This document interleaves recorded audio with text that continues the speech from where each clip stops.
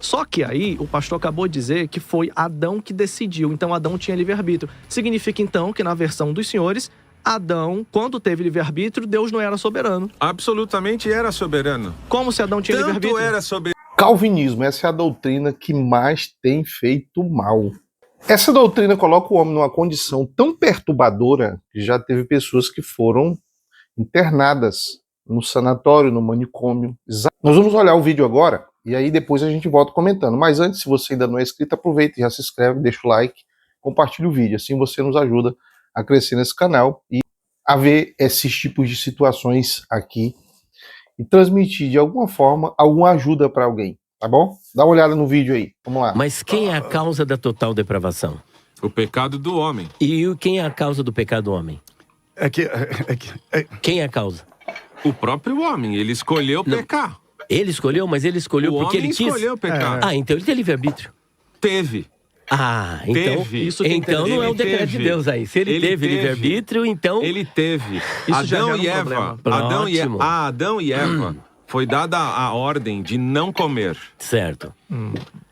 Eles escolheram comer porque foram tentados pelo diabo, convencidos pelo diabo. Percebeu a incoerência? Viu como na hora que a doutrina é confrontada, eles tentam fazer a manobra exatamente para que de alguma forma se torne conveniente, tanto quando Deus determina, como quando o homem escolhe. Ou seja, eles unem uma coisa a outra e se torna a doutrina conveniente. Se aconteceu isso é porque foi Deus que determinou. Se o homem escolheu assim é porque Deus determinou. E onde está o livre-arbítrio, a vontade do homem, como foi dito aí? Quando Deus vai criar, Deus sabe que no final aquele sujeito será condenado, nada mudará aquele final.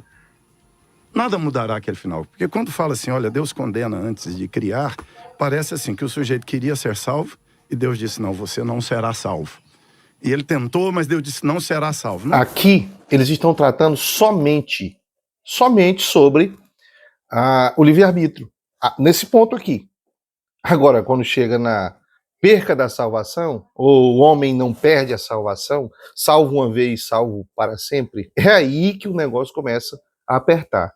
E muitas pessoas se perturbam com essa afirmação. E o perigo que percorre a mente de muita gente é o seguinte: quem disse que você foi predestinado para ser salvo? Quem falou isso? Como é que nós vamos ter essa consciência de que fomos predestinados para ser salvo? E se eu faço parte dos que não foram predestinados para ser salvo, o que eu fizer não vai me dar direito, condição, não vai me colocar diante de Deus como salvo. E aí, como é que faz?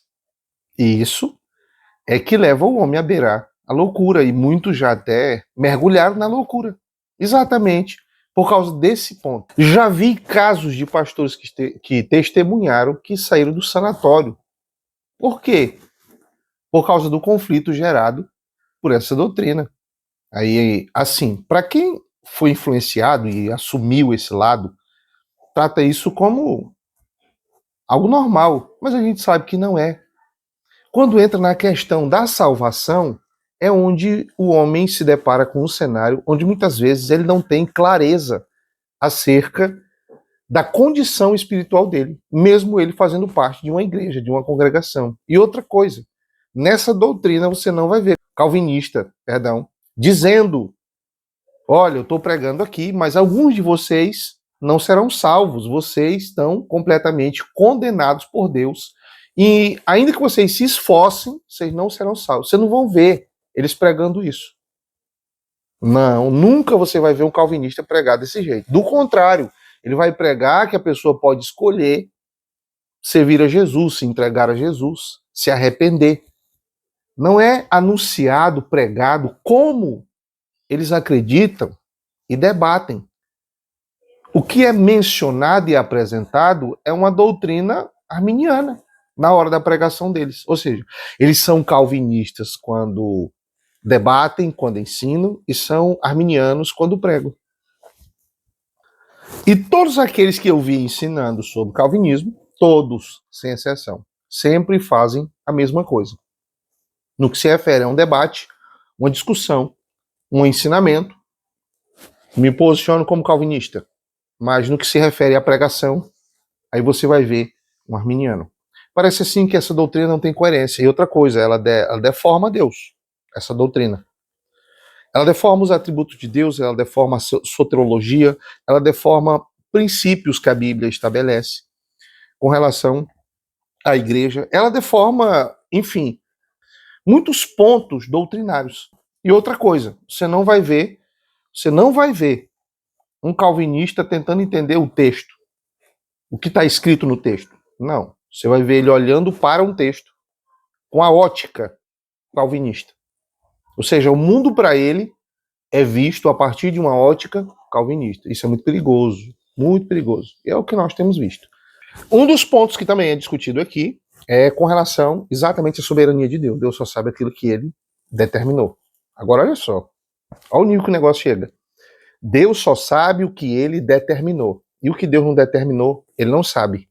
Se Deus determinou todas as coisas, ele sabe todas as coisas. Se ele não determinou, Deus não tem a informação daquilo que ele não determinou. Tem coisas que Deus não determinou, portanto, não passa sobre a cabeça dele. Isso é o quê? Uma limitação de Deus. Deus é onisciente, mas só sabe o que determinou. Como é que a gente faz para engolir isso? Não tem como. Por quê? Porque a base é a presciência. E a presciência é a ciência, o conhecimento antecipado. Não é a determinação, não é o determinismo, mas a informação antecipada de fatos que irão ocorrer. Agora, claro, aquilo que Deus determinou é fato. Existem coisas que são determinadas por Deus. Por exemplo, tem como a igreja não ser salva? Não, é impossível da igreja não ser salva. Ela vai ser salva. Agora, tem como membros da igreja não serem salvos? Claro que tem, é só escolher. Decidir. Deus não tira a salvação de ninguém. Entenda esse ponto aqui. Deus não tira a salvação de ninguém, mas a pessoa pode abrir mão da sua salvação. Isso aí pode acontecer, tá? Como muitos que o apóstolo Paulo citou nas suas cartas, assim também como João, tá? Pessoas que estavam na igreja, mas que abriram mão de caminhar com Cristo. São chamados apóstatas. E o apóstata não é aquele que simplesmente passou pela igreja, não teve experiência nenhuma, não viveu nada e agora saiu da igreja. Esse não é o apóstata. A palavra mais adequada quando se refere exatamente a essa perca de salvação é o divórcio. É a palavra mais apropriada para o apóstata, divórcio. Porque seria alguém que experimentou, casou, se envolveu, teve intimidade e depois se apartou. E olha aqui, um dos sinônimos na tradução da palavra apóstata é divórcio. Então, para mim, do meu ponto de vista, seria a mais apropriada para se utilizar, né, dentro dessa visão. Tá? Por isso, assim, é necessário ter cuidado com relação à doutrina calvinista, porque ela deforma a soberania de Deus, ela deforma a soteriologia e ela deforma outros princípios, como eu falei aqui. No final de tudo, você se depara com um cenário onde você vai ver que a doutrina calvinista é uma doutrina conveniente. Se isso aconteceu, é porque Deus determinou. Se não aconteceu, é porque Deus não determinou. Se está assim, é porque Deus determinou. Se escolheu desse jeito, é porque Deus determinou. O homem não tem escolha nenhuma, o homem não tem participação em nada, o homem não decide nada.